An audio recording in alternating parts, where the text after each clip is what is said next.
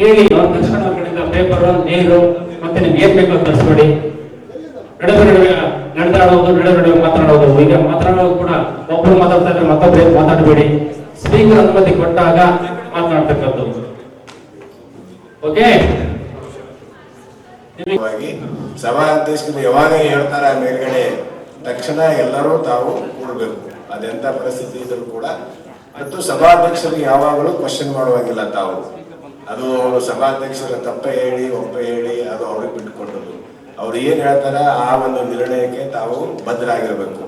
ಮತ್ತು ಸದಸ್ಯರು ಯಾರು ಅಪೋಸಿಷನ್ ದವರಾಗಲಿ ಅಥವಾ ರೂಲಿಂಗ್ ದವರಾಗಲಿ, ನಾನು ನಿನ್ನೆ ಹೇಳಿದ ಹಾಗೆ ಪ್ರಶ್ನೆಗಳನ್ನು ಕೇಳಬೇಕಾದ್ರೆ ನಾವು ಡೈರೆಕ್ಟ್ ಆಗಿ ಏನು ಚೀಫ್ ಮಿನಿಸ್ಟರು ಅಥವಾ ಏನು ಲಾ ಮಿನಿಸ್ಟರು ಅಂತ ಹಿಂಗ್ ಕ್ವಶನ್ ಕೇಳುವಾಗಿಲ್ಲ. ತಾವು ತಮ್ಮ ಪ್ರಶ್ನೆಯನ್ನ ಸಭಾಧ್ಯಕ್ಷರ ಮುಖಾಂತರ ಬರಬೇಕು.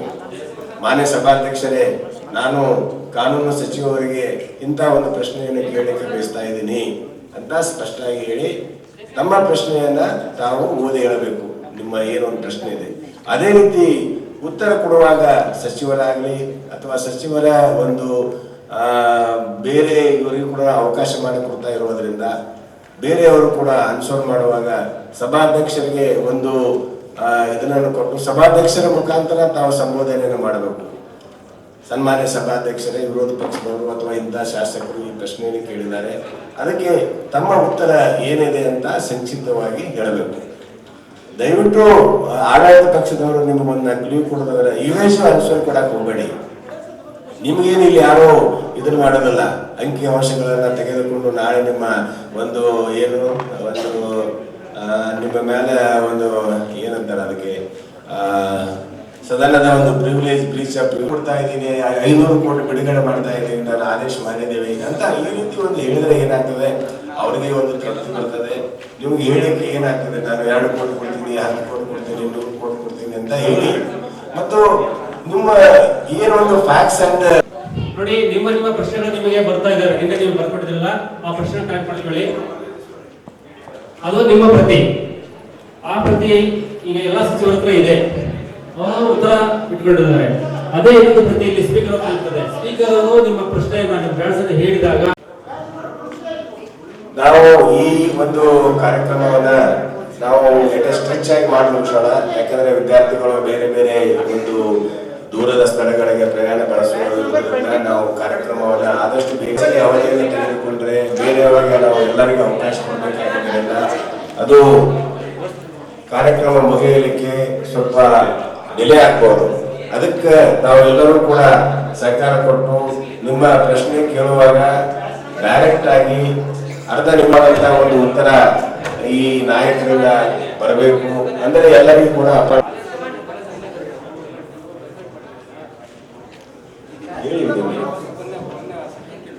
ಮತ್ತು ಈ ಕಡೆ ನಾವು ಅಟ್ಲೀಸ್ಟ್ ಈ ಕಡೆ ಸ್ವಲ್ಪ ಗಮನ ಕೊಡಿ. ನಾವು ಹಿಂದೆ ಹೇಳಿದ ಹಾಗೆ ಮೊದಲು ಸಭಾಧ್ಯಕ್ಷರ ಆಗಮನ, ಅವರನ್ನು ಒಬ್ಬರು ಎಸ್ಕಾರ್ಟ್ ಮಾಡ್ಕೊಂಡು ಬರ್ತಾರೆ. ಆ ಎಸ್ಕಾರ್ಟ್ ಮಾಡುವವರು ಆ ಸಭಾಧ್ಯಕ್ಷರ ಮುಂದುಗಡೆಯಿಂದ ಬಂದು ಇಲ್ಲಿ ಮೇಲ ಪ್ಲಾಟ್ಫಾರ್ಮ್ ಏರಿ ಮಾನ್ಯ ಸಭಾಧ್ಯಕ್ಷರು ಅಂತ ಹೇಳ್ತಾರೆ. ಆ ಸಭಾಧ್ಯಕ್ಷರು ಚೇರಿಗೆ ಬಂದು ವಂದಿಸಿ ನಮ್ಮೆಲ್ಲರಿಗೂ ವಂದಿಸಿ ಕೂಡ್ತಾರೆ. ಸಭಾಧ್ಯಕ್ಷರ ಬಂದ ತಕ್ಷಣ ತಾವೆಲ್ಲರೂ ಆಮೇಲೆ ನಮ್ಮ ಈ ಒಂದು ಕಾರ್ಯಕ್ರಮ ಒಂದು ಒಂದೇ ಮಾತರಂ ಗೀತೆಯನ್ನ ಇದ್ರ ಪ್ರಕಾರ ಏನ್ ಮಾಡ್ತಾ ಇದ್ರಿ?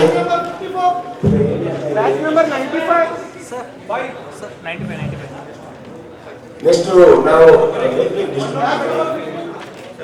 ನಂತರ ಹಲೋ ಸಭಾಧ್ಯಕ್ಷರೇ, ಎಲ್ಲೇ ಸಭಾಧ್ಯಕ್ಷರು ಸಂತಾಪ ಸೂಚಕ ನಿರ್ಣಯವನ್ನ ಮಂಡಿಸ್ತಾರೆ.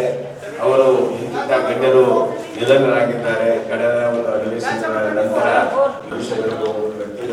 ಅವರ ಬಗ್ಗೆ ಒಂದು ಸಂತಾಪ ಸೂಚನೆಯನ್ನು ಅವರು ಸಂಕ್ಷಿಪ್ತವಾಗಿ ಹೇಳ್ತಾರೆ.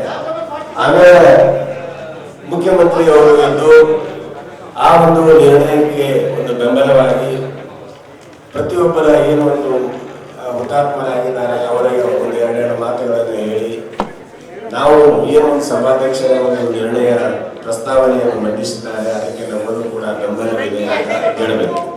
ಅದೇ ರೀತಿ ವಿರೋಧ ಪಕ್ಷದಲ್ಲಿ ಒಂದು 2-3 ಜನ ಮಾತಾಡಬಹುದು. ಅವರು ಕೂಡ ಆ ಮಡಿದವರ ಬಗ್ಗೆ ಒಳ್ಳೆಯ ಮಾತುಗಳನ್ನು ಹೇಳಿ ನಾವು ಕೂಡ ಸಭಾಧ್ಯಕ್ಷರಿಗೆ ಸ್ವಲ್ಪ ವಿರೋಧ ಪಕ್ಷದವರು ಸ್ವಲ್ಪ ನಮ್ಗೆ ಅವಕಾಶವನ್ನ ಕೊಡ್ತೀವಿ. ಸಭೆಯಲ್ಲಿ ಎಲ್ಲವೂ ಇರಬೇಕು. ನಮ್ಮಲ್ಲಿ ಅಂತ ಹೇಳಿದಾಗ ವಿರೋಧ ಪಕ್ಷದವರು ಸೂಚನೆ ಮಂಡನೆ ಮಾಡ್ತೀವಿ. ನಾವು ಈಗ ಬರಗಾಲ ಬಂದಿದೆ, ನಮ್ಮ ರೈತರ ಸಮಸ್ಯೆ ಹೆಚ್ಚಾಗಿದೆ, ಅದಕ್ಕೆ ನಾವು ಏನಿದೆ ಈ ಕಾರ್ಯಕ್ರಮ ಏನಿದೆ ನಾವು ಅಡ್ಜರ್ಮೆಂಟ್ ಮೋಷನ್ ಮಾಡಿ ನಾವು ಪ್ರಶ್ನೋತ್ತರವನ್ನು ಬಿಟ್ಟು ಈ ಒಂದು ವಿಷಯದ ಬಗ್ಗೆ ಚರ್ಚೆ ಮಾಡೋಣ ಅಂತ ತಾವು ಪ್ರೊಟೆಸ್ಟ್ ಮಾಡಬೇಕು. ಆಗ ಆಡಳಿತ ಪಕ್ಷದವರು ಸಿಎಂ ಇರ್ತಾರೆ, ಅವರು ನಿಂತು ಕನ್ವಿನ್ಸ್ ಮಾಡ್ತಾರೆ, ಇಲ್ಲಪ್ಪ ನಾವು ಯಾರಿಗೂ ಪ್ರಶ್ನೋತ್ತರ ಅವಧಿಗೆ ಮುಗಿದ ಕೂಡಲೇ ಶೂನ್ಯ ವೇಳೆಯಲ್ಲಿ ಈ ವಿಷಯದ ಬಗ್ಗೆ ನಾವು ಮಾತನಾಡೋಣ, ಅದರ ಬಗ್ಗೆ ನಿರ್ಣಯ ಚರ್ಚೆ ಮಾಡೋಣ ಅಂತ ಹೇಳಿದಾಗ ಸಭಾಧ್ಯಕ್ಷರು ವಿರೋಧ ಪಕ್ಷದ ನಾಯಕರಿಗೆ ಒಂದು ಕನ್ವಿನ್ಸ್ ಮಾಡ್ತಾರೆ, ಇಲ್ಲ ಇದು ಪ್ರಶ್ನೋತ್ತರ ಅವಧಿ ಆದ ತಕ್ಷಣ ನಾವು ನಿಮಗೆ ಅವಕಾಶ ಕೊಡ್ತೀವಿ, ಅದಕ್ಕೆ ದಯವಿಟ್ಟು ನಿಮ್ಮ ಧರಣಿಯನ್ನು ವಾಪಸ್ ತೆಗೆದುಕೊಳ್ಳಿ ಅಂತ ಹೇಳಿದಾಗ ಗೌರವ ಸಭಾಧ್ಯಕ್ಷರು ಬ್ಯಾಚ್ ನಂಬರ್ ಹೇಳ್ತಾರೆ, ಅವರು ಎದ್ದು ಪ್ರಶ್ನೆಗಳನ್ನು ಕೇಳಬೇಕು ಮತ್ತು ಈ ಸಾಲಿನಿಂದ ಉತ್ತರಗಳನ್ನ ಹೇಳಬೇಕು. ಇದು ನಮ್ಮ ಕಾರ್ಯಕ್ರಮ ಸುಮಾರು 1 ಅಥವಾ 1.5 ತಾಸು ಆಗ್ತದೆ. ಆಮೇಲೆ ಶೂನ್ಯ ವೇಳೆಯನ್ನು ನಾವು ನೆಕ್ಸ್ಟ್ ಕಾರ್ಯಕ್ರಮದಲ್ಲಿ ಮಾಡೋಣ. ಶೂನ್ಯ ವೇಳೆ ಅಂದ್ರೆ ಏನು? 0 ಅವರ್ ಅಂತ ಹೇಳ್ತೀವಿ ನಾವು. ಆ 0 ಅವರ್ನಲ್ಲಿ ನಾವು ಯಾವ್ದಾದ್ರು ಒಂದು ಇವತ್ತಿನ ಒಂದು ಪ್ರಚಲಿತ ವಿದ್ಯಮಾನದಲ್ಲಿ ಆಗ್ತಕ್ಕಂಥ ಒಂದು ಸಮಸ್ಯೆಯ ಬಗ್ಗೆ ನಾವು ಡಿಸ್ಕಸ್ ಮಾಡಬೇಕು. ಆ ಒಂದು ವಿಷಯದ ಬಗ್ಗೆ ಆಡಳಿತ ಪಕ್ಷದವರು 1-2-3 ಜನ, ವಿರೋಧ ಪಕ್ಷದವರು 1-2-3 ಜನ, ಅದಕ್ಕೆ ನಾವು ಏನ್ ಬೇಕು ಅದನ್ನು ಮಾಡ್ತೀವಿ ಅಂತ ಹೇಳಿ ಆ ವಿಷಯವನ್ನ ಅಲ್ಲಿಗೆ ಚರ್ಚೆ ಮುಕ್ತಾಯ ಆಗ್ತದೆ. ಮುಂದೆ ನಮಗೆ ವೇಳೆ ಇದ್ದರೆ ಅಪಘಾತ ಆಗಿರುತ್ತದೆ, ಸುಮಾರು ಜನ ಮೃತಪಟ್ಟಿರ್ತಾರೆ. ಆಗ ತಾವು ಸರ್ಕಾರದ ಒಂದು ಗಮನಕ್ಕೆ ತರ್ತೀರಿ, ನೋಡಿ ಸ್ವಾಮಿ ನಮ್ಮಲ್ಲಿ ರೋಡ್ ಹಿಂಗಾಗಿದೆ, ನೀವು ರೋಡ್ ರಿಪೇರಿನ ಮಾಡ್ತಾ ಇಲ್ಲ, ಅದರಿಂದ ಇಂಥ ಸಮಸ್ಯೆಗಳು ಆಗ್ತಾ ಇದಾವ, ಸರ್ಕಾರ ಇದ್ರ ಬಗ್ಗೆ ಏನಾದ್ರು ಗಮನ ಹರಿಸಿದೆಯಾ ಅಂತ ಈ ರೀತಿ ಒಂದು ಕ್ವಶನ್ಗಳನ್ನ ಒಂದು ಸರ್ಕಾರದ ಒಂದು ಗಮನ ಸೆಳೆಯುವಂತಹ ಒಂದು ಕಾರ್ಯಕ್ರಮ ಆ ರೀತಿ ಒಂದು ಮಾಡಬಹುದು. ಸೊ ಇದೆಲ್ಲ ಆದ ನಂತರ ನಾವು ಒಂದು 12-15 ಗಂಟೆಗೆ ನಾವು ಒಂದು 15 ನಿಮಿಷ ವೇಟ್ ಮಾಡೋಣ ಈ ಸಲುವಾಗಿ. ಪುನಃ ನಾವು 12-15 ಸೇರಿ ವಾಪಸ್ ಬಂದು ನಾವು ಒಂದು ವಿಧೇಯಕವನ್ನ ನಾವು ಮಂಡನೆ ಮಾಡ್ತೀವಿ. ಈ ಸಭಾಧ್ಯಕ್ಷರಿಗೆ ಒಂದು ಅನುಮತಿಯನ್ನು ಕೋರಬೇಕು. ನಾನು ಕರ್ನಾಟಕದ ಸಮಾಜ ಕಲ್ಯಾಣ ಮಂತ್ರಿಯಾದಂತ ನಾನು ಮಂಡನೆ ಮಾಡಲು ಅನುಮತಿ ಮಾಡಿರುತ್ತಾರೆ. ನಂತರ ಸಂಬೋಧನೆ ಮಾಡಿ ನಾನು ಇಂಥ ವಿಧೇಯಕವನ್ನ ಸದನದಲ್ಲಿ ಮಂಡಿಸುತ್ತೇನೆ ಅಂತ ಹೇಳಿ ಆ ವಿಧೇಯಕದ ಬಗ್ಗೆ ಸಂಕ್ಷಿಪ್ತವಾಗಿ ಮಾತನಾಡಬೇಕು. ಆ ವಿಧೇಯಕದ ಉದ್ದೇಶ ಏನು, ಅದನ್ನ ಯಾಕೆ ತಂದಿದ್ರಿ, ಅದರಿಂದ ಜನರಿಗೆ ಏನೊಂದು ಪ್ರಯೋಜನ ಆಗ್ತದೆ ಅನ್ನುವ ಒಂದು ಆ ವಿಧೇಯಕದ ಏನೇನು ಪ್ರಯೋಜನಗಳನ್ನು ಮಾಡಿದ್ರಿ ಅದರ ಬಗ್ಗೆ ಒಂದು ಸ್ವಲ್ಪ ದಯವಿಟ್ಟು ಈ ವಿಧೇಯಕವನ್ನ ಪಾಸ್ ಮಾಡಿಕೊಡ್ಬೇಕು ಅಂತ ಸಭಾಧ್ಯಕ್ಷರಿಗೆ ಮನವಿಯನ್ನು ಮಾಡಿದ ನಂತರ ಸಭಾಧ್ಯಕ್ಷರು ಪುನಃ ಆ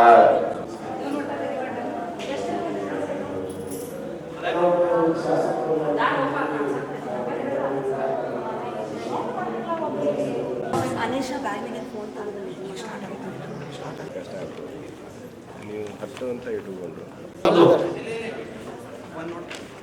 103 103 ಅಲ್ಲೇ ಸಚಿವರು ಬಿಡಿ, ಸಚಿವರು ಪ್ರಶ್ನೆ ಕೊಡ್ಬೇಡಿ. 14 ಮತ್ತು 16 ಇದೀರಿ. 14 14 and 16 ನೆಕ್ಸ್ಟ್ 101 ಬಂತಲ್ಲ 101 ಸಾಕು ಅಂತ ಹೇಳಿದ್ರು. ಇನ್ನೊಂದು ಕೊಟ್ಟಿರಲಿಲ್ಲ ಆ ಕಡೆ. 73 73 ಸಚಿವರು ನಾವು ತಲುಪಿದ್ದೇವೆ. ಮಾಸ್ಟರ್ ಹೇಳ್ತಾರೆ ಹೋಗಿ ಸಭಾಧ್ಯಕ್ಷರು ಆಗಮಿಸಿದ್ದಾರೆ ಅಂತ. ಆ ತಕ್ಷಣಕ್ಕೆ ಎಲ್ಲರೂ ನಿಂತುಕೊಂಡು ಅವರಿಗೆ ಗೌರವ ಸಲ್ಲಿಸತಕ್ಕದ್ದು. ಅವರು ಬಂದು ಕುಳಿತುಕೊಳ್ತಾರೆ, ನಮಸ್ಕರಿಸಿ ಕುಳಿತುಕೊಳ್ತಾರೆ, ನಿಂತುಕೊಳ್ತಾರೆ. ನಿಂತುಕೊಂಡ ತಕ್ಷಣ ಒಂದೇ ಮಾತ್ರ ಗೀತೆ ಆರಂಭ ಆಗ್ತದೆ. ಒಂದೇ ಮಾತ್ರ ಗೀತೆ ಆರಂಭ. ನೀವು ಹಿಂದೆ ಇರ್ತೀರಿ, ಸ್ಪೀಕರ್ ಅಲ್ಲಿ ಎಂಟ್ರಿ ಆದ ತಕ್ಷಣ ಇದ್ದವರು ಕೂತಿರೋದ್ರಲ್ಲಿ ನಿಂತೇ ಇರ್ತೀರಿ ಎಲ್ಲಿವರೆಗೆ? ಒಂದೇ ಮಾತ್ರ ಮುಗಿಯುವವರೆಗೆ. ಒಂದೇ ಮಾತ್ರ ಮುಗಿದ ನಂತರ ಸ್ಪೀಕರ್ ಕುಳಿತ ನಂತರ ತಾವು ಕುಳಿತುಕೋಬೇಕು. ಓಕೆ, ತದನಂತರ ಸ್ಪೀಕರ್ ಕಾರ್ಯಕಲಾಪದ ಪಟ್ಟಿಯಂತೆ ಮಂಡಿಸ್ತಾರೆ. ಆ ವಿಷಯಗಳನ್ನ ತಮಗೆಲ್ಲರಿಗೆ ಈಗಾಗಲೇ ತರಬೇತಿ ಪಡ್ಕೊಂಡಿದ್ರಿ. ಆ ವಿಷಯಗಳನ್ನ ತಮಗೆ ಬಿಟ್ಟಿದ್ದೇನೆ. ನಡುವೆ 12 ಗಂಟೆಗೆ ವಿರಾಮ ಇರ್ತದೆ. 12 ಗಂಟೆವರೆಗೆ ಎಷ್ಟು ಕಾರ್ಯಕ್ರಮ ಎಷ್ಟು ನಡೀತದೆ ನಡೀಲಿ. 12ರಿಂದ 12:15ವರೆಗೆ ಟೀ ಬ್ರೇಕ್ ಇರ್ತದೆ. 15 ನಿಮಿಷ ಇಲ್ಲಿ ಸಭಾಂಗಣದ ಹೊರಗಡೆ ಟೀ ಮತ್ತು ಬಿಸ್ಕೆಟ್ ವ್ಯವಸ್ಥೆ ಮಾಡಲಾಗಿದೆ.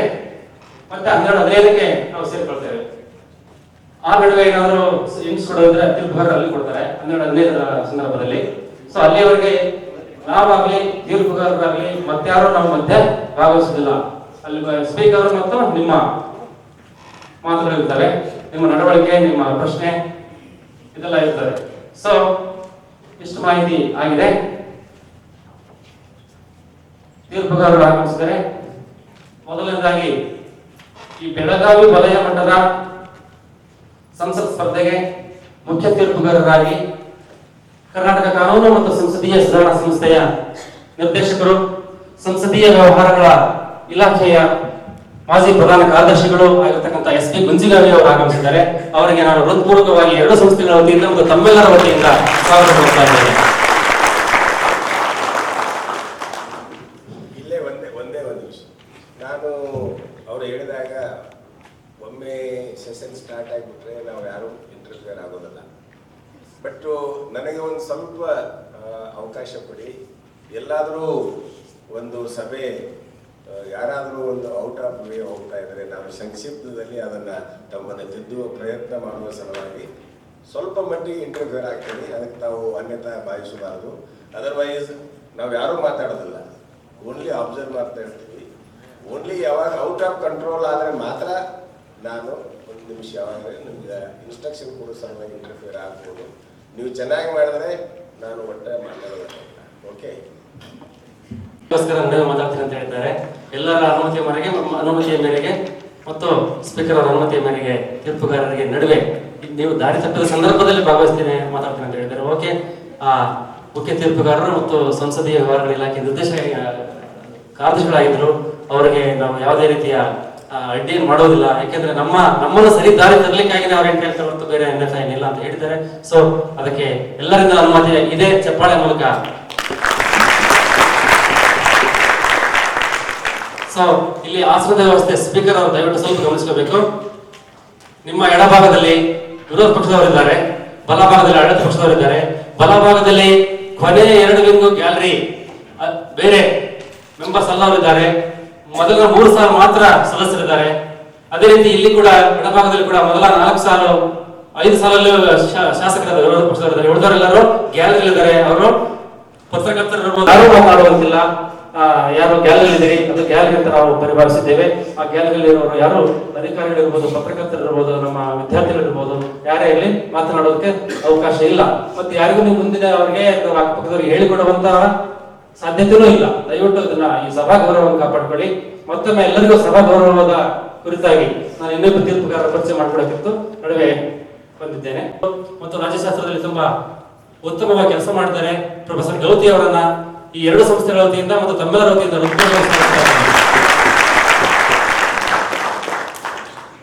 ಮತ್ತೊಬ್ಬ ತೀರ್ಪುಗಾರರಾಗಿ ಆಗಮಿಸಿದ್ದಾರೆ SV ಕುಲಕರ್ಣಿ ಅಂತ. ಇವರು ರಾಜ್ಯಶಾಸ್ತ್ರದಲ್ಲಿ ತುಂಬಾ ಪರಿಣಿತರು, ರಾಜ್ಯಶಾಸ್ತ್ರದ ಮುಖ್ಯಸ್ಥರು ಆಗಿ ಕೆಲಸ ಮಾಡಿದ್ದಾರೆ. ಅದಲ್ಲದೆ ಇಂತಹ ಸಂಸತ್ ಸ್ಪರ್ಧೆಗಳನ್ನ ಮತ್ತು ಅಧಿವೇಶನ ಸ್ಪರ್ಧೆಗಳನ್ನ ಅನೇಕ ನಡೆಸಿಕೊಟ್ಟಿದ್ದಾರೆ. ಅವರು ಕೂಡ ಇಂದು ತೀರ್ಪುಗಾರ ಆಗಮಿಸಿದ್ದಾರೆ. ಈ 2 ಸಂಸ್ಥೆಗಳ ವತಿಯಿಂದ ಮತ್ತು ತಮ್ಮೆಲ್ಲರ ವತಿಯಿಂದ ಹೃತ್ಪೂರ್ವಕವಾಗಿ ನಾನು ಸ್ವಾಗತ ಕೋರ್ತಾ ಇದ್ದೇನೆ.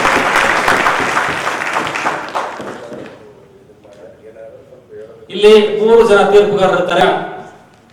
ಇಟ್ಕೊಂಡು ಹೇಳ್ತಾರೆ. ಒಂದು ತಮ್ಮ ನಡವಳಿಕೆ ಕುರಿತಾಗಿ ಶಾಸನಗಳು ನೀವು ಸದನದಲ್ಲಿ ಯಾವ ರೀತಿ ಶಿಸ್ತಿನಿಂದ ವರ್ತನೆ ಮಾಡ್ತೀರಿ, ಸಭ್ಯತೆಯಿಂದ ಇರ್ತೀರಿ ಅನ್ನೋದು ಕುರಿತಾಗಿ 10 ಅಂಕಗಳಿವೆ. ಸಂಸದೀಯ ಕಾರ್ಯವಿಧಾನದ ನಡೆ ಪಾಲನೆ. ಸಂಸದೀಯ ಕಾರ್ಯವಿಧಾನ ಏನಿದೆ, ಸಂಸತ್ತು ಸಂತಾಪ ಸೂಚನೆ, ಶೂನ್ಯ ವೇಳೆ, ಪ್ರಶ್ನೋತ್ತರ, ಬಜೆಟ್, ವಿಧೇಯಕ ಇತ್ಯಾದಿ ಕಾರ್ಯಪಾಲನೆಗಳಿವೆ ಮತ್ತು ಸ್ಪೀಕರ್ ಆದೇಶಗಳಿವೆ. ಅವನ್ನೆಲ್ಲವನ್ನು ನೀವು ಪಾಲನೆ ಮಾಡೋದ್ರಿಂದ 10 ಮಾರ್ಕ್ಗಳು ಬರುತ್ತವೆ. ಪ್ರಶ್ನೆಗಳಿಗಾಗಿ ನೀವು ವಿಷಯವನ್ನು ಯಾವ್ದು ಆಯ್ಕೆ ಮಾಡಿದ್ದೀರಿ, ಅದನ್ನು ಯಾವ ರೀತಿ ಕೇಳ್ತಾ ಇದ್ದೀರಿ, ಆ ಶಬ್ದಗಳ ಪಾಂಡಿತ್ಯ ಎಷ್ಟು ಮಟ್ಟಿಗಿದೆ ಮತ್ತು ಎಷ್ಟು ಶಾರ್ಟ್ ಆಗಿ ಸ್ವೀಟ್ ಆಗಿ ಕೇಳ್ತಿರೋದು ಇಟ್ಟುಕೊಂಡು 10 ಅಂಕಗಳು ಇವೆ. ಚರ್ಚೆಗಳ ವಿಷಯಗಳ ಆಯ್ಕೆ, ನೀವೇನು ಚರ್ಚೆ ಮಾಡ್ಬೇಕಂತ ಬಯಸ್ತಿದ್ದೀರಿ, ಶೂನ್ಯ ವೇಳೆ ಇರ್ಬೋದು, ಸಂತಾಪ ಸಂದರ್ಭದಲ್ಲಿ ಇರ್ಬೋದು, ಬೇರೆ ಬೇರೆ ಸಂದರ್ಭದಲ್ಲಿ ಚರ್ಚೆಗೆ ಅವಕಾಶ ಇದೆ, ಅವನು ತಗೋತಿದ್ರೆ ಆ ವಿಷಯಗಳನ್ನ ಪರಿಗಣಿಸಿ ನಿಮಗೆ ಅಂಕಗಳಿವೆ 10. ನಿಮ್ಮ ಭಾಷಣದ ಶೈಲಿ ಮತ್ತು ನೀವು ಮಾಡುವ ಚರ್ಚೆಯ ಗುಣಮಟ್ಟ, ಆ ಮೌಲ್ಯದ ಗುಣಮಟ್ಟ, ನಿಮ್ಮ ಭಾಷಾ ಪ್ರೌಢಿಮೆ ಯಾವ ರೀತಿ ಹೇಳ್ತಾ ಇದ್ದೀರಿ ಇದನ್ನು ಗಮನಿಸಿ ನಿಮಗೆ 30 ಅಂಕಗಳನ್ನ ಇಡಲಾಗಿದೆ. ಗರಿಷ್ಠ 30 ಅಂಕಗಳು. ಒಟ್ಟಾರೆ ಸಾಧನೆ ನಿಮ್ದು ಒಟ್ಟಾರೆ ಈ ಸದನದಲ್ಲಿ ಮಾಡಿದ ಎಲ್ಲ ಸಾಧನೆಯನ್ನು ಇಟ್ಟುಕೊಂಡು 10 ಅಂಕಗಳಿವೆ. ಒಟ್ಟು 100 ಅಂಕಗಳನ್ನ ಇಲ್ಲಿ ನಿಗದಿಪಡಿಸಲಾಗಿದೆ. ಈ 100 ಅಂಕಗಳಲ್ಲಿ ಯಾರು ಹೆಚ್ಚು ಅಂಕಗಳು ತೆಗೆದುಕೊಳ್ತೀರೋ ಅವರನ್ನ ನಾವು ಮುಂದಿನ ಹಂತಕ್ಕೆ ರಾಜ್ಯ ಮಟ್ಟದ ಸ್ಪರ್ಧೆಗೆ ಕೊಂಡೊಯ್ತೇವೆ. ರಾಜ್ಯ ಮಟ್ಟದ ಸ್ಪರ್ಧೆಗೆ ಇಲ್ಲಿಂದ 65 ಜನರನ್ನ ಆಯ್ಕೆ ಮಾಡ್ತಾ ಇದ್ದೇವೆ. ಆ 65 ಜನರಲ್ಲಿ ಯಾರು ಮುಂದೆ ಬರ್ತೀರಿ, ಯಾರು ನೋಡ್ತಾರ, ಇಲ್ಲಿ ಏನೇನಿತ್ತು ನಿನ್ನೆ ಹೇಳಿದ್ದೇನೆ, ಯಾರೋ ಮೌಲ್ಯಮಾಪಕರು ನಿಮ್ಮ ಕಾಲೇಜಿನ ಪ್ರಾಚಾರ್ಯರಾಗಲಿ ಅಥವಾ ನಿಮಗೆ ಗೊತ್ತಿದ್ದವರು ಅಲ್ಲ, ಮತ್ತು ನಿಮ್ಮ ಯಾರ ಹೆಸರು ಅವ್ರಿಗೆ ಗೊತ್ತಿಲ್ಲ. ನಿಮಗೆ ಗೊತ್ತಿರೋದು, ಅವ್ರಿಗೆ ಗೊತ್ತಿರೋದು ನಿಮ್ಮ ಬ್ಯಾಡ್ಜ್ ಸಂಖ್ಯೆ ಮಾತ್ರ. ದಯವಿಟ್ಟು ಪ್ರಶ್ನೆ ಕೇಳುವಾಗ ನಿಮ್ಮ ಬ್ಯಾಡ್ಜ್ ಅನ್ನ, ನಿಮ್ಮ ಸಂಖ್ಯೆಯನ್ನ ಸಾಧ್ಯವಾದೊಮ್ಮೆ ಹೇಳಿ. ಆದ್ರೆ ಪ್ರದರ್ಶನ ಮಾತ್ರ ಕಡ್ಡಾಯವಾಗಿ ಮಾಡಲೇಬೇಕು. ಯಾರಾದ್ರೂ ಬಿಚ್ಚಿಟ್ಕೊಂಡಿದ್ರೆ ಅಥವಾ ಎಲ್ಲಾದ್ರೂ ಬಿದ್ದೋಗಿದ್ರೆ ಮತ್ತೊಮ್ಮೆ ಪರೀಕ್ಷೆ ಮಾಡ್ಕೊಳ್ಳಿ. ದಯವಿಟ್ಟು ನಿಮ್ಮ ಬ್ಯಾಡ್ಜ್ ಸಂಖ್ಯೆಯನ್ನ ಪ್ರದರ್ಶನಕ್ಕೆ ಒಳಪಡಿಸಿ. ಓಕೆ, ಇಷ್ಟನ್ನ ಕೇಳುವುದರ ಮೂಲಕ ಮುಂದಿನ ಇನ್ನೂ 4 ನಿಮಿಷ ಇದೆ, 10:30 ನಾವು ಶುರು ಮಾಡ್ತಾ ಇದ್ದೇವೆ.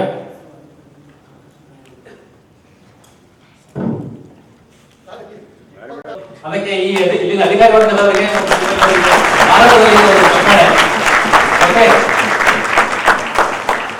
ಬೈಕ್ ವ್ಯವಸ್ಥೆ ಅವರಿಗೆ, ಲೈಟಿಂಗ್ ವ್ಯವಸ್ಥೆ ಅವರಿಗೆ, ಮತ್ತು ಇಲ್ಲಿಯ ಎಕ್ಸಿಕ್ಯೂಟಿವ್ ಇಂಜಿನಿಯರ್ ಬ್ರಾಹ್ಮಣನವರು ಅಂತ ಇದ್ದಾರೆ, ಆ ಬ್ರಾಹ್ಮಣನವರವರಿಗೆ ಮತ್ತು ಎಲ್ಲ ನಮ್ಮ ಸಿಬ್ಬಂದಿ ವರ್ಗದವರಿಗೆ ಕಾನೂನು ಇಲಾಖೆ ವತಿಯಿಂದ, ಕಾಸನ್ಸ್ ವತಿಯಿಂದ ಮತ್ತು BV ಬೆಲ್ಲಲ್ ವತಿಯಿಂದ ತಮ್ಮೆಲ್ಲರ ವತಿಯಿಂದ ಅವರಿಗೆ ನಾವು ಒಂದು ಧನ್ಯವಾದಗಳನ್ನ ಹೇಳ್ತಾ ಇದ್ದೇವೆ. ಮುಂದಿನ ದಿನಗಳಲ್ಲಿ ನಾವು ಸುವರ್ಣಸೌಧಕ್ಕೆ ಎಲ್ಲ ತಂದಿದ್ದೇವೆ. ಅದು ನನಸಾಗ್ಲಿ, ಅದಾಗಿದ್ರೂ ಪರವಾಗಿಲ್ಲ. ಇವತ್ತು ಇಲ್ಲಿ ಭಾಗವಹಿಸಿ ಸುವರ್ಣಸೌಧದಲ್ಲಿ ಮಾತನಾಡಿದ್ದೇನೆ, ನಾನು ಭಾಗವಹಿಸಿದ್ದೇನೆ. ಶಾಸಕನಾಗಿ ಹೇಳಿದ್ರೆ ಭಾವಿ ಶಾಸಕನಾಗಿ ಅಥವಾ ಒಂದು ದಿನದ ಶಾಸಕನಾಗಿ ಭಾಗವಹಿಸಿದ್ದೇನೆ ಅಂತ ಗುರುತು ನೆನಪು ನಿಮ್ಮಲ್ಲಿ ಸದಾ ಉಳಿದಿದೆ. ಆ ಸದಾ ನೆನಪಿರುವಂತಹ ಒಂದು ಕಾರ್ಯಕ್ರಮ ಇಲ್ಲಿ ನೆರವೇರಿದೆ. ಆ ಕಾರ್ಯಕ್ರಮ ನೆರವೇರಲಿಕ್ಕೆ ಅವಕಾಶ ಮಾಡಿರುವಂತಹ BV ಬೆಲ್ಲಲ್ ಕಾಲೇಜಿನ ಪ್ರಾಚಾರ್ಯರನ್ನ ವೇದಿಕೆಗೆ ಆಹ್ವಾನಿಸಿದ್ದೇನೆ. ಅವರಿಗೆ ಕೂಡ ನಾವು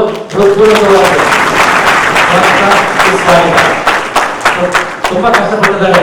ಯಾಕಂದ್ರೆ ನಾವು ಕಾರ್ಯಕ್ರಮ ಮಾಡಬೇಕು ಬೆಳಗಾವಿ ಅಂತ ನೆನಪಾದ ತಕ್ಷಣ ನೆನಪಾಗಿ ಫಸ್ಟ್ ಜಯಸಮ್ಮ ಅವರು ಕರೆ ಮಾಡಿದ್ದೇವೆ. ಕರೆ ಮಾಡಿ ಎಷ್ಟು ಸರ್ ಮಾಡ್ಬಿಡ್ತೀನಿ ಮಾಡ್ತೀನಿ ಅಂತ ಹೇಳಿದ್ರು. ಇಲ್ಲ ಸರ್, ಒಂದು ಇಲ್ಲ ಅಂತ ಹೇಳಿದ್ರು. ಇಲ್ಲ ಅಂತ ಯಾಕೆ ಹೇಳಿದ್ರೆ ನಮ್ಮಲ್ಲಿ PUC ಎಕ್ಸಾಮ್ ಇಡ್ತಾರೆ ಸರ್, ನಮ್ಮಲ್ಲಿ ಹಾಲ್ ಸಿಗೋದಿಲ್ಲ. ಹಾಲ್ ಹಾಲ್ ನಿಮ್ಮನ್ನು ಕೇಳೋದಿಲ್ಲ, ನಮಗೆ ಹಾಲು ಜಿಲ್ಲಾ ಪಂಚಾಯತ್ ಸಭಾಭವನ ಇದೆ, ಅಲ್ಲಿ ಮಾಡ್ಕೊಳ್ತೀವಿ, ದಯವಿಟ್ಟು ನೀವು ಆದಿತ್ಯ ತಿಳಿಸ್ಕೊಡ್ರಿ. ಆಯ್ತು ಸರ್, ಹಾಗಾದ್ರೆ ಮಾಡ್ತೀನಿ ಅಂತ ಹೇಳಿ ಈ ಕಾರ್ಯವನ್ನ ಮತ್ತೆ ಜಿಲ್ಲಾ ಪಂಚಾಯತ್ ನಿಗದಿಯಾಗಿತ್ತು, ಅಲ್ಲಿ ಏನೋ ಅನಾನುಕೂಲ ಆಗಿದ್ದರಿಂದ ಇನ್ನೊಂದು ಥ್ಯಾಂಕ್ಸ್ ನಾವು ಜಿಲ್ಲಾ ಪಂಚಾಯತ್ ಅವರಿಗೆ ಹೇಳಬೇಕು. ಯಾಕೆಂದ್ರೆ ಅದು ಹಾಲ್ ಕ್ಯಾನ್ಸಲ್ ಮಾಡಿದ್ರು, ನಿಮಗೆ ನಿಗದಿ ಮಾಡಿದ್ವಿ, ಆದ್ರೆ ನಮ್ದು KDP ಮೀಟಿಂಗ್ ಆಗಿದೆ, ಈಗ 25ಕ್ಕೆ ಕೊಡೋದಿಲ್ಲ ಅಂತ ಹೇಳಿದ್ರು. ನಮಗೆ ಮತ್ತೆ ಆತಂಕ ಶುರುವಾಯ್ತು. ಎಲ್ಲರಿಗೂ ಪೋಸ್ಟ್ಪೋನ್ ಮಾಡುವ ಕಾರ್ಯಕ್ರಮ ಆಯ್ತು. ಪೋಸ್ಟ್ಪೋನ್ ಮಾಡೋಣ 27, 28ಕ್ಕೆ ಅಂತ. ಆಗೋದಿಲ್ಲ, ಎಲ್ಲರೂ ಟ್ರೈನ್ ಬುಕ್ ಮಾಡ್ಕೊಂಡಿರ್ತಾರೆ. ಮತ್ತೊಂದು ಅಂತ ನಮ್ಮ ನಿರ್ದೇಶಕರು ಮತ್ತೆ ಹಠ ಹಿಡಿದ್ರು, 25ಕ್ಕೆ ಹಾಕ್ಬೇಕು, ಬೇರೆ ಬೇಡ ಅಂತ. ಸೊ ಮತ್ತೆ ನಮಗೆ ಶುರುವಾಯ್ತು. ಬೇರೆ ಬೇರೆ ನಗರಸಭೆ ಹಾಲ್ ಕೇಳಿದ್ವಿ, ಅವರೆಲ್ಲ ಅಂದ್ರೆ ಅವ್ರ 60 ಸೀಟ್ ಅಂದ್ರು. ಮತ್ತೆ ಸುವರ್ಣಸೌಧಕ್ಕೆ ಬಂದ್ವಿ, ಎಸ್ ಸರ್ ಒಂದೇ ಮತ್ತೆ ಕೊಡ್ತೀನಿ ಅಂದ್ರು. ಅವರಿಗೆ ಮತ್ತೊಮ್ಮೆ ಥ್ಯಾಂಕ್ಸ್ ಹೇಳೋದ್ರ ಮೂಲಕ ನಾವು ಮುಂದಿನ ಅಡಿ ಆಗ್ತಾ ಇದ್ದೇವೆ. ಓಕೆ ಸ್ಪೀಕರ್, ಒಂದು ನಿಮಿಷ. ಇನ್ನೊಮ್ಮೆ ಹೇಳಿದ್ದೇನೆ, ಮತ್ತೊಮ್ಮೆ ಹೇಳ್ತಾ ಇದ್ದೀನಿ. ನೀವು ಯಾರು ಅಂತ ಜಡ್ಜಸ್ ಗೊತ್ತಿಲ್ಲ, ಪರವಾಗಿಲ್ಲ. ಆರಂಭದಲ್ಲಿ ನಿಮಗೆ ಅನುಮಾನ ಅಲ್ಲ, ಪ್ರತಿಯೊಂದು ಕಾಲೇಜಲ್ಲಿ ಕೂಡ ಪ್ರತಿಯೊಂದು ಕಾಂಪಿಟೇಷನ್ ನಲ್ಲಿ ಕೂಡ ಆಗೋದು ಪಾರ್ಶಾಲಿಟಿ. ಸೊ ಇಲ್ಲಿ ಅದು ನಡೀಬಾರದು. ಖಂಡಿತ ಆಗೋದಿಲ್ಲ, ಖಂಡಿತ ಆಗೋದಿಲ್ಲ.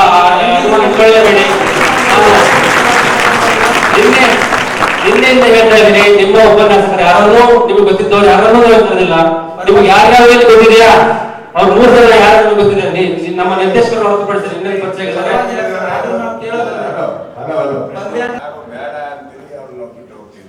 ಆದರೆ ಇಲ್ಲ ಸರ್. ನೋಡಿ, ನಾನು ಆಗಲೇ ನಿನ್ನೆಯಿಂದ ಹೇಳ್ತಾ ಇದ್ದೀನಿ, ನಿಷ್ಪಕ್ಷಪಾತವಾಗಿ ಹೇಳ್ತದೆ.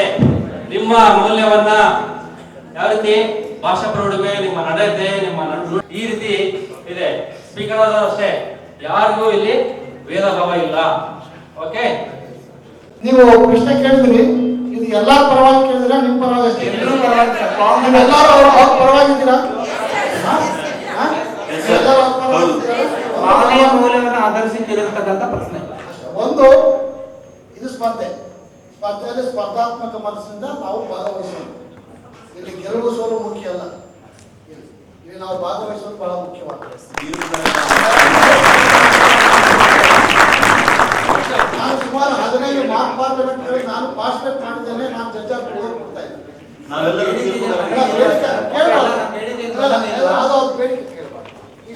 ಇದು ಅಸಂಬದ್ಧವಾದ ಪ್ರಶ್ನೆ ಅಲ್ಲ, ಇದು ಅಸಂಬದ್ಧವಾದ ಪ್ರಶ್ನೆ. ಇದು ಮುಂದೆ ನಿಮ್ಮ ಮೌಲ್ಯಮಾಪನದಲ್ಲಿ ಇದ್ರ ಮೇಲೆ ಪರಿಣಾಮ ಬೀರುತ್ತೆ. ದಯವಿಟ್ಟು ಉದ್ದೇಶ ಕೊಡಲಿಕ್ಕೆ ನೀವು ಕೇಳಿದ ಸ್ಪರ್ಧೆ ಅಂದ್ರೆ ಅಲ್ಲಿ ಭಾಗವಹಿಸೋದು ಮುಖ್ಯ, ಗೆಲುವು ಮುಖ್ಯವಲ್ಲ. DVC ಮಾತಾಡ್ತಾರೆ, ಸೋಲು ಇರ್ಬೋದು ವಿರಾಮವಲ್ಲ, ಅದು ವಿಶ್ರಾಂತಿ ಆಗಿರಲಿ. ಮರವನ್ನ ಕೂಡ ನುಡುತ್ತವೆ.